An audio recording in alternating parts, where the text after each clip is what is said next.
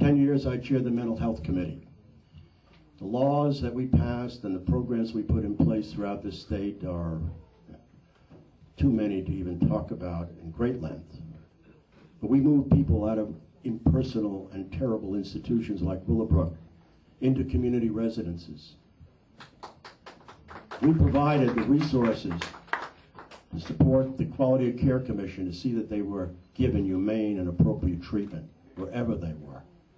Nursing homes and group homes, and those who still have to remain in places like Creedmoor. We fought for the Queens Children's Hospital when the governor, not this governor, but a prior governor, wanted to shut it down and move those kids to a high-rise building. We stopped him dead in his tracks, and then on top of that, got the money to rebuild the Children's Hospital with a second building next to it, which will be opening up very shortly. These are just among a few of the achievements that we can point to in that one area alone. The people in our state who don't have someone to fight for them and speak for them are the ones that we should be most concerned about. And I have been that person, which is why in my office, for those of you who've been there, the walls are just full of plaques and things that reflect how all these organizations, from the National Association of Mentally Ill, the Association of Retarded Children, Cerebral Palsy, on the list goes. And in that last category, when they came to me many years ago, Cerebral Palsy on their 164th Street main location said, we need more space. We can't do the things we need to do. We want to have some community residences, expand our therapy programs, our day school programs. Will you help us? And I did. I got them 7.5 acres of land, which was formerly Creedmoor property, right off Grand Central Parkway. And when you drive in there, there's a sign that says Senator Frank Padavan Way, as a way of telling people, as they come in, that I'm the guy that got them there. The Lifeline Center for Child Development, which had a building in Jamaica that was literally falling down. The building department had cited it as being unsafe, and they needed a new home, and we got it for them. So you can go down that list, and you can go on my webpage, and there's a biography, and we try to make it short, but it was impossible to make it less than 2 pages, but it goes on about the things we've done, and the battles we've fought, and the things we have achieved. And sometimes it wasn't easy. When they wanted to build HOV lanes through Douglaston and Little Neck, which would have destroyed a good part of that Alley Pond corridor, as well as bring the service road to the front lawn of many homes. We stopped it. We went to court and we won. And in the process of winning, we achieved some other things. We had Alley Pond Park reconstituted, the pond itself. You drive along the service road and you see it there to your right. And that lake, that is Alley Pond. People used to say, where is Alley Pond? Well, there it is. And a park around it, and pathways under the LIE, so now you can go from APEC all the way to that new pond and new park. And there are trails that lead you back and forth. And the tulip trails, the tulip trees are intact and protected, and 12 acres were added to Alley Pond. So that was the result of that battle, but it took a lot of effort.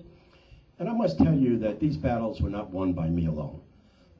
They were won by working with the community, the civic leaders, the people who are on the planning boards, those who are involved on behalf of their neighbors, working together, Democrats and Republicans, and sometimes working with my Democratic colleagues, whether it be in Albany or down here, to get the job done.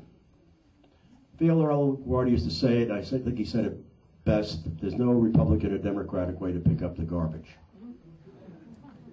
And what he was saying euphemistically is that we have to work together, no matter where we may be, on behalf of our community, on behalf of our children, and on behalf of our city and state. I'm endorsed by this mayor, as I have been by his predecessors. And even when they weren't Republicans, they had a lot of nice things to say about me. Because I fight for the city of New York and Albany, all the time. When the New York Times did a profile on me a number of years ago, they said, it's hard to define Frank Padavan's politics. He fought hard for the toughest law in the nation, banning assault weapons, and he is an advocate for the mentally disabled. Yet he's a conservative. That's a contradiction in the minds of some, but not for me, because each of those things are separate issues and they require separate thought and separate solutions. And that's the way it's been.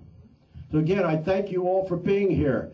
Please enjoy yourself for the remainder of the afternoon. He's been our senator here for 30 some odd years, and we're very happy with him. He's very community minded. He's big in education, big in women's rights, big with just about everything. He's custom made for our community, and we can't afford to lose him. Our local nonprofits would fold because the funding that he gets, no one else would be able to get, especially a junior senator.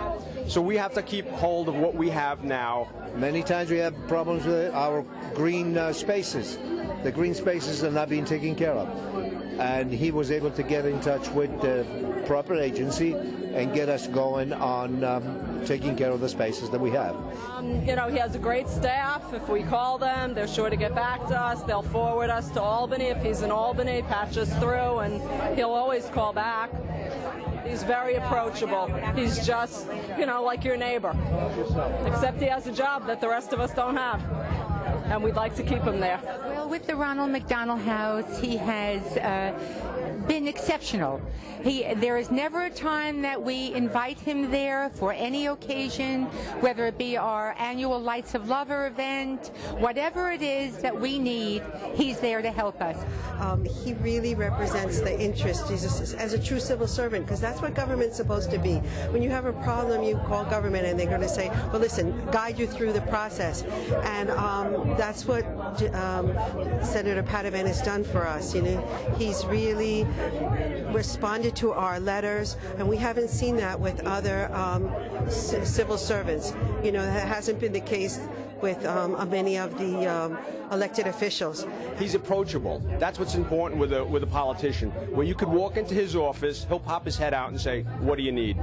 Where other politicians that I deal with, you have to go through a lot of people just to get an idea across. He always has, all his doors are open. He's got if you call his office, he has a staff get back to you within 48 hours. No one does that. No one. He's just the man for the job.